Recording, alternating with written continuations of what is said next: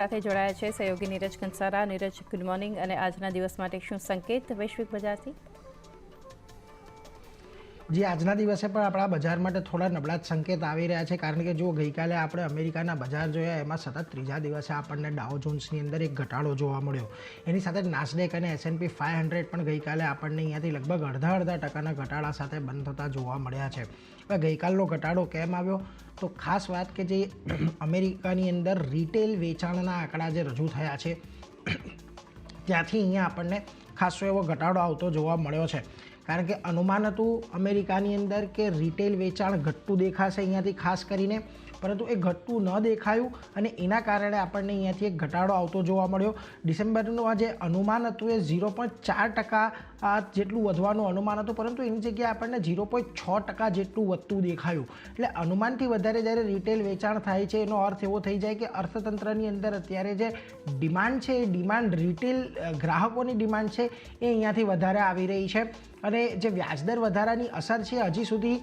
જે દેખાવી જોઈએ એટલી નથી દેખાઈ રહી, એવો એક આ સંકેત આ આંકડો આપણને અહીંયાથી આપી જાય છે। હવે આમાં સમસ્યાની વાત એ છે કે યુએસની અંદર જે એક્સપર્ટ્સ છે એવું કહી રહ્યા છે કે આમાં સમસ્યા ફેડની નથી, ફેડ તો કંઈ ન પણ બોલીને એટલે છાનું રહીને પણ ઘણું બધું કહી રહ્યું છે, પરંતુ બજારે અહીંયાથી જે અપેક્ષા રાખીને બેસી ગયું છે કે અહીંયાથી 6 જેટલા વ્યાજદર ઘટાડા આવશે કે 5 જેટલા વ્યાજદર ઘટાડા આવશે, પરંતુ આ ડિસેમ્બરના આંકડા જોઈને લાગતું નથી કે આવનારી ફેડની બેઠકની અંદર અહીંયાથી કોઈપણ પ્રકારના વ્યાજદર વધારા આવે। એટલે માર્કેટે વધારે પડતું ડિસ્કાઉન્ટ કરી લીધેલા હતા વ્યાજદર વધારાને, એટલે હવે જ્યારે આંકડાઓ મજબૂત આવી રહ્યા છે ત્યારે અહીંયાથી ફરી એક વખત અપેક્ષા એવી પણ ઘટી રહી છે કે વ્યાજદર વધારો જેટલું બજાર ધારીને બેઠું છે એટલા વ્યાજદર વધારા આપણને અહીંયા જોવા નહીં મળે અને એના જ કારણે આપણને ગઈકાલે માર્કેટની અંદર ઘટાડો જોવા મળ્યો અને છેલ્લા 3 દિવસથી સતત અહીંયા ઘટાડો આવતો જોવા મળી રહ્યો છે। હવે જ્યારે આપણે 2024ની શરૂઆત થઈ હતી કે 2023ના અંત ભાગમાં આપણે હતા ત્યારે લગભગ 85% જેટલા એક્સપર્ટ્સ એવા હતા કે જે લોકો માની રહ્યા હતા કે 6 જેટલા વ્યાજદર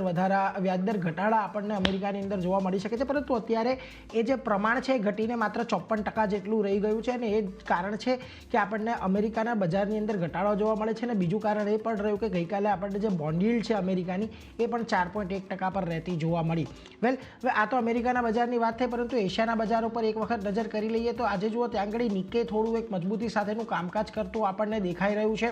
પરંતુ જે હેંગસેંગ છે ત્યાં આગળ થોડો આજે આપણને ફ્લેટ કારોબાર જોવા મળી રહ્યો છે। શાંઘાઈની અંદર પણ આજે આપણને થોડા ઘટાડા સાથેના કામકાજ થતા જોવા મળી રહ્યા છે અને બીજી તરફ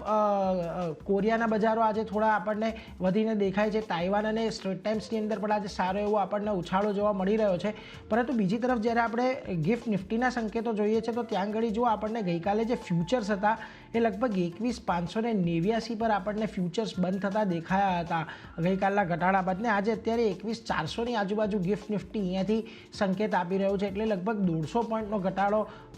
ગિફ્ટ નિફ્ટી અહીંયાથી સૂચવી રહ્યું છે, પરંતુ આજના દિવસની અંદર થોડા આપણે ઘટાડા સાથે અહીંયાથી કામકાજ શરૂ કરી શકીએ છીએ, કારણ કે ગઈકાલે જે બજારે 21,575નું એક મહત્ત્વનું સપોર્ટ હતું એનાથી નીચે બંધ આવતું જોવા મળ્યું હતું। એટલે આજના દિવસથી શરૂઆત આપણને થોડી ઘટાડા સાથે થતી જોવા મળે છે, એટલે એના પર ધ્યાન રાખશો ચાંદની।